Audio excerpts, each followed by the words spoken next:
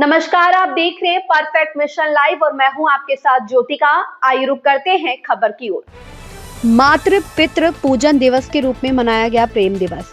मंत्रोच्चार, तिलक और आशीर्वाद के बीच भावुक हुआ वातावरण। जनपद प्रयागराज में 14 फरवरी को बाई का बाग स्थित पार्क में एक अनोखा प्रेम दिवस मनाया गया। जैसे भगवान गणपति अपने माता पिता की पूजा प्रदक्षिणा कर प्रथम पूजनीय बने, वैसे ही यहाँ पर बच्चों ने माता पिता को विधिवत मंत्रोच्चार के साथ आसन पर बिठाकर फूल मालाएं पहनाई, तिलक किया और हाथों में पूजा की थाली लेकर पूजा अर्चना की। फिर माता पिता ने बच्चों को हृदय से लगा लिया और शुभ आशीष दिया। भारतीय परंपरा की इस झलक को देखकर माता पिता सहित उपस्थित अन्य लोगों की भी आंखें गीली हो गई। इस प्रेम पर्व के साक्षी कार्यक्रम के मुख्य अतिथि महापौर गणेश केसरवानी सहित कई अन्य गणमान्य जन पार्षद उपस्थित रहे। कार्यक्रम में उपस्थित मान्यवरों ने श्री योग वेदांत सेवा समिति के सुंदर पहल की भूरी भूरी प्रशंसा की। उल्लेखनीय है कि संत आशाराम बापू जी ने भारतीय संस्कृति की नींव सुदृढ़ करने हेतु पाश्चात्य विकारों से संस्कारों की ओर बढ़ने के लिए 14 फरवरी को मातृ पितृ पूजन दिवस मनाने की शुरुआत सन 2006 में की थी, जो आज विश्वव्यापी रूप ले चुका। लोगों को यह कार्यक्रम इतना पसंद आया कि आज भारत ही नहीं विदेशों में भी मातृ पितृ पूजन दिवस मनाया जाने लगा है। इस कार्यक्रम का हिंदू, मुसलमान, सिख, ईसाई, पारसी सभी धर्मों के लोगों ने हृदय पूर्वक स्वागत किया है।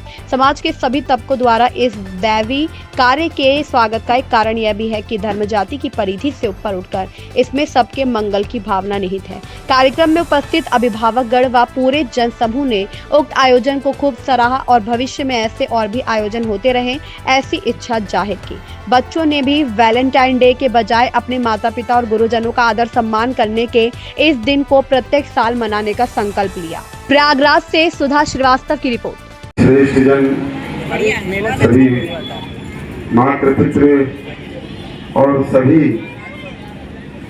उनके बच्चे, भैया और बहन, उपस्थित सभी सम्मानित बहनों भाइयों, मैं आज के इस अवसर पर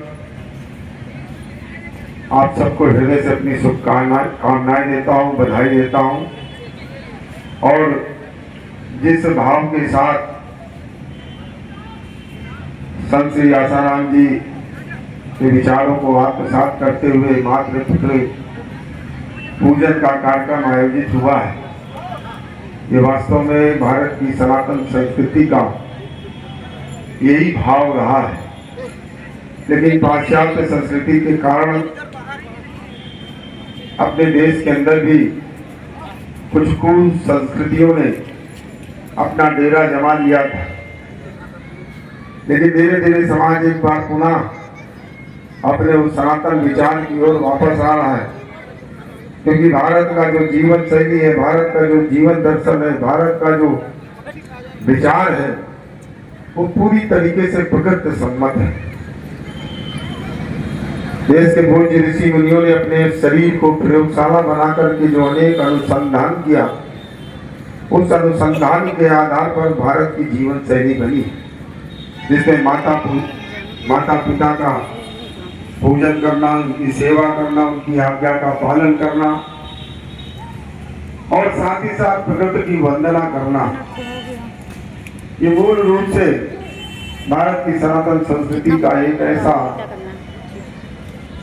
दृश्य है जो कहीं न कहीं हमें अपने मूल से जोड़ने का काम करता है। अपने मातृ पिता के साथ साथ ये संपूर्ण धरती जो हमारी माँ है, इसके जो विभिन्न प्रकार के पदार्थ हैं, जीव है, जंतु है, पशु है, पंछी है, तालाब है, पोखरे है, जल स्रोत है, कुआं है, समंदर है, नदियां हैं, पर्वत है, ऐसे सभी जो प्राकृतिक पदार्थ हैं, इनको हमारे पूज्य ऋषि मुनियों ने पूजा पद्धति से जोड़ने का काम किया, ताकि इनका संरक्षण हो सके, इनका संवर्धन हो सके।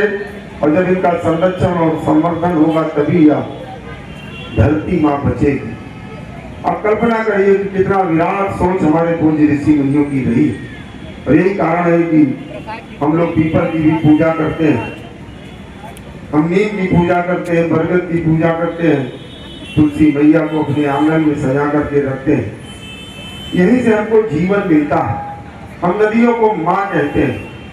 गंगा हो, यमुना हो, सरस्वती हो, गोदावरी हो, नर्मदा हो, साई हो, भारत की जितनी भी नदियां हम उसको माँ के रूप में दी। गाय हमारी माता बहुत ज्यादा हो जाएगा। जो हमारे जीवन को आगे बढ़ाने में सहायक होती है। और इसी तरीके से आज इस खबर में बस इतना ही। बने रहिए परफेक्ट मिशन लाइव के साथ।